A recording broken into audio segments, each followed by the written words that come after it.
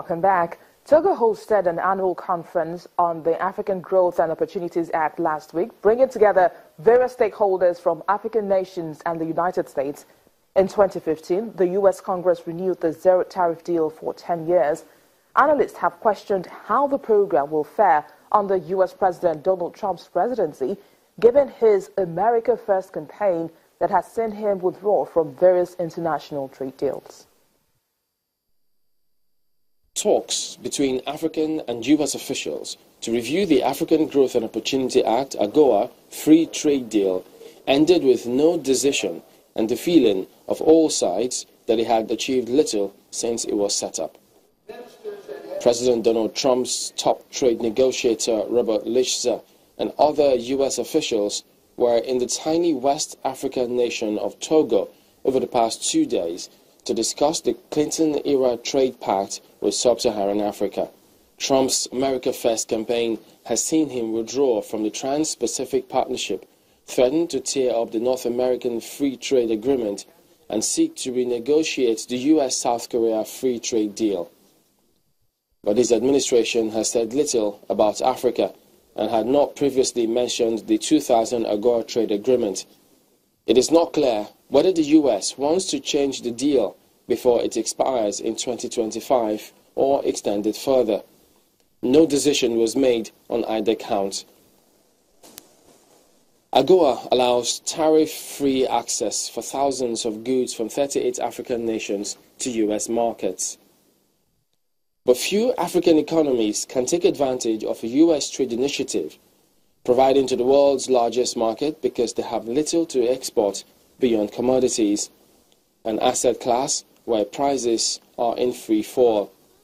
Togo's Minister of Commerce says although not all the countries eligible have benefited from the law, the agreement allows Africa to access U.S. markets and that member countries will examine the constraints that prevent some African countries from profiting.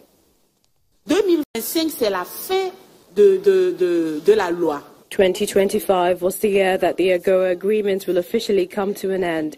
If the United States decides not to extend the agreement, does not mean that our trade relationship with the U.S. will also come to an end. Not at all. African entrepreneurs and other stakeholders were able to have access to the U.S. market. They have straightened their partnerships with economic partners in the U.S. A door has been opened. A relationship was established between the U.S. and African countries. U.S. officials at the forum say the number of countries benefiting from AGOA is very limited, as is the number of sectors, adding that they will see if the situation improves in the coming years. But it is also up to the beneficiary countries to enhance their business climate. The AGOA program was renewed for 10 years by Congress by a large margin. That means that we have 8 years of the law in place. It's true that the environment has changed, and we are currently studying the best ways for African countries to benefit from AGOA. The U.S. trade deficit with AGOA countries shrank to about $7.9 billion last year, from a peak of $64 billion in 2008. As U.S. shale oil production increases, have lessened the need for oil imports from major exporters in Nigeria and Angola. The Central Bank of Rwanda plans to sell a 5-year treasury bond worth $12.12 million this month to fund infrastructure projects. The regulator explains on its website that bids for the bond, whose coupon will be determined by the market, will be received from August the 21st to August the 23rd. Rwanda has been issuing bonds as part of a plan to develop its tiny capital market and fund infrastructure projects.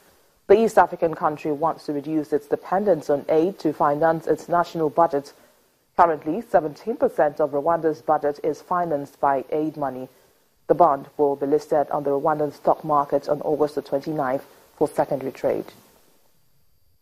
And Congo has reinstated a value-added tax on mining company imports, part of what miners say is a deteriorated business climate in the country.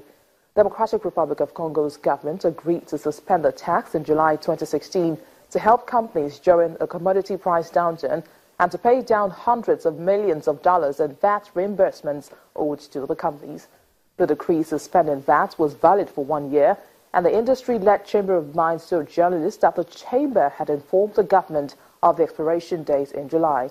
Government is set to owe mining companies about $700 million on VAT reimbursement going back several years. Two young Nigerian entrepreneurs, 15-year-old Victoria Olimatunde and 22-year-old Ajirogene Omaduwo, are among finalists for the 7th annual Anzesha Prize, and that's Africa's premier award for young entrepreneurs. The competition celebrates the next generation of young African entrepreneurial leaders who are creating job opportunities, solving local development problems, and driving economies. Victoria and Ajiro will attend a 10-day entrepreneurial leadership boot camp in Johannesburg, South Africa, where they'll be coached on how to pitch their businesses to a panel of judges for a share of $100,000 worth of prizes and support.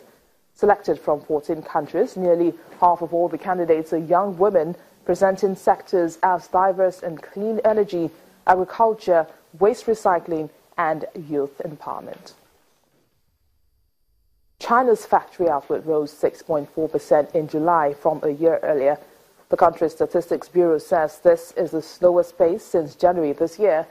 Investment in retail sales disappointed, reinforcing views that the world's second-largest economy is starting to lose some steam as lending costs rise and the property market cools.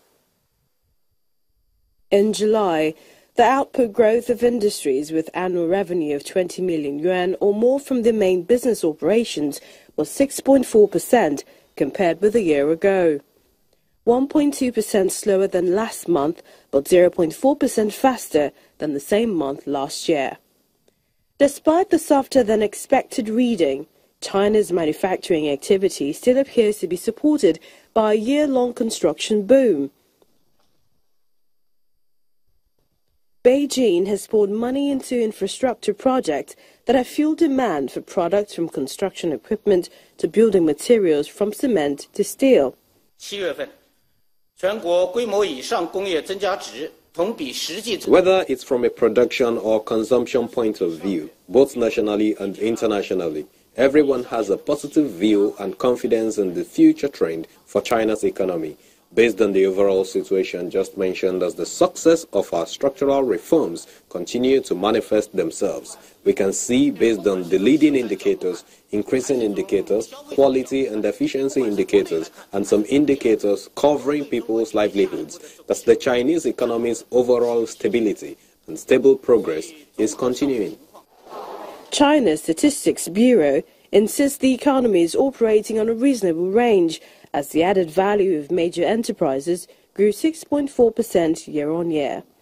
The added value of high-tech industries and equipment manufacturing increased by 12.1% and 10.7% respectively year-on-year, with a growth speed of 5.7% and 4.3% faster than the large major enterprises. 不管是从生产角度看，还是从消费者的角度看。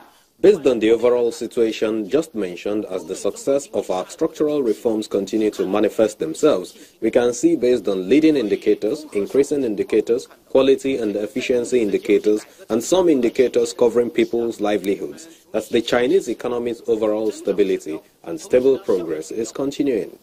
China is targeting an annual economic growth of around 6.5% this year, down from the 6.7% pace clocked in 2016.